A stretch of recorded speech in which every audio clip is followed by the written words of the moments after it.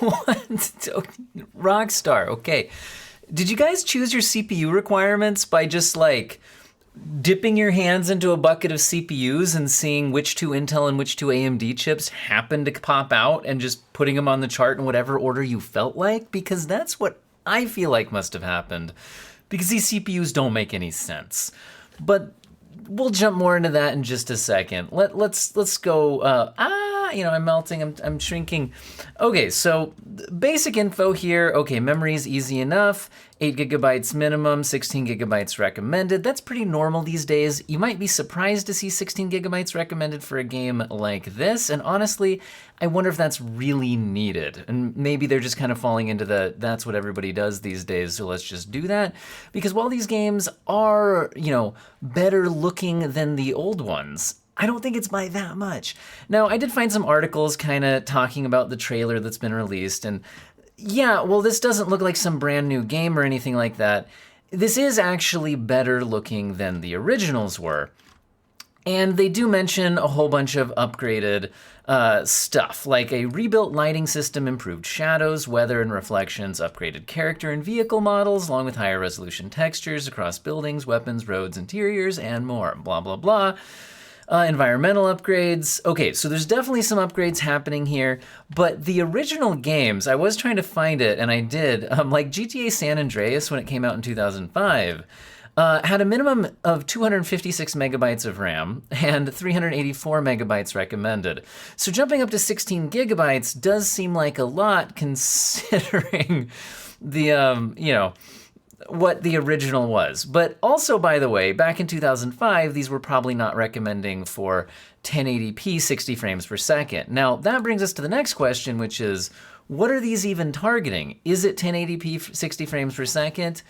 I don't know, but that's what I'm guessing, because most of the time nowadays, when you see a minimum and recommended and they don't tell you the resolution or frame rate or settings target, it is very often 1080p low 60 for the minimum and 1080p high or ultra 60 for the recommended. And that's what I'm expecting this to be. The GPUs here seem somewhat reasonable. We've got a GTX 1060 for the minimum, or an AMD Radeon R9 280. And that's a 2 gigabyte and 3 gigabyte card, so it seems like 2 gigabytes should be fine. We've got the GeForce GTX 970, 4 gigabyte, which is really 3.5. I got the lawsuit thing and all that. Anyway, just like to keep bringing that up. And the Radeon RX 570, 4 gigabyte. There. Now, where do your GPUs fall in relation to that? Well, this isn't perfect, guys, and I know that there's always comments where like, the tech power up chart isn't perfect. It's not perfect, but it's one of the better ones out there, and it gets us a ballpark figure for how pretty much every GPU performs relative to each other. Anyway, the GTX 970 is the recommended here. So if you have something like a GTX 1060, that's going to perform very similarly to the GTX 970. You can also find, the RX 580 up there, right? A little bit better than that. So if you've got a 1650 Super, that's even better, right? So you can get an idea of where yours falls relative to this. And I will link this in the description to my video for you to take a look at.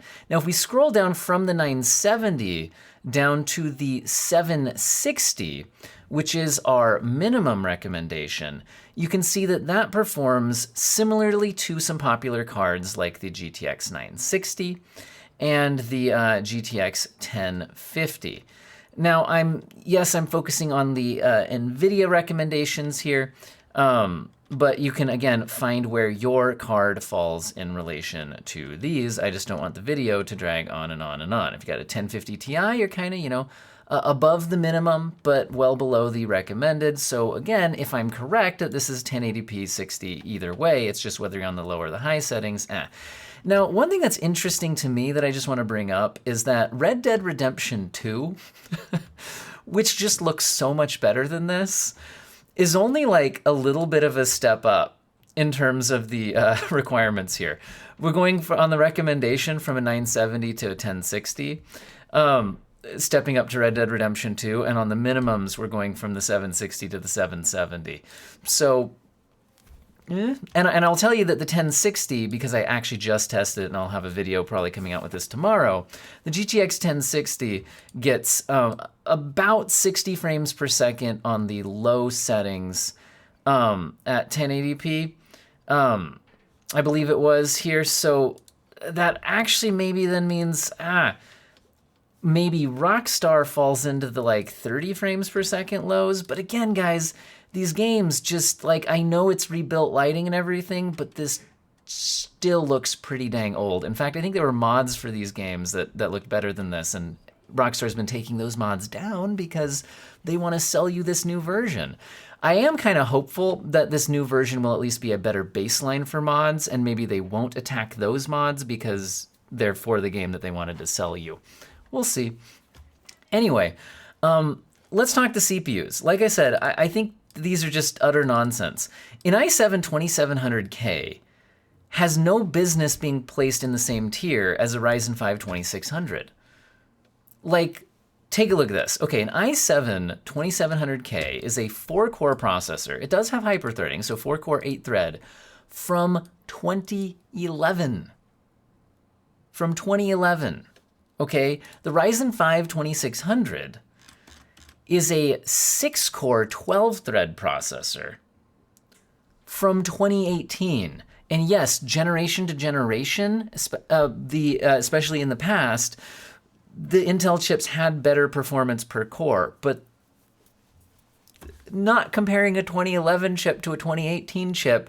And this one has more cores and more threads, even if those cores and threads were equal, and they're not. These ones are just light years ahead of the 2700K.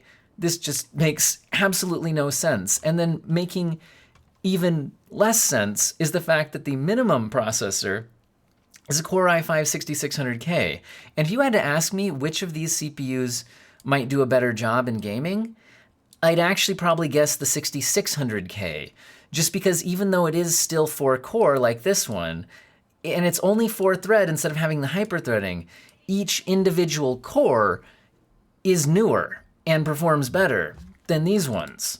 Like, I know this isn't the best way to like compare things because a lot of these random sites just aren't super accurate, but like if you just look up some random like 6600K versus i7 2700K, which I just kind of Googled to be like, am I completely wrong about that? Like, the advantages for the 2700K, according to this, are none.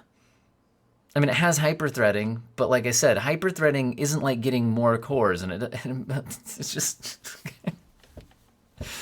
This doesn't make any sense. Anyway, we've got the minimum AMD as the FX 6300, which is fairly old and you know, not that great. But like, I don't know what to say about this other than if you have some sort of CPU, it might work, because these mean nothing to me, because this is just nonsense. Okay, that's what I have to say about that.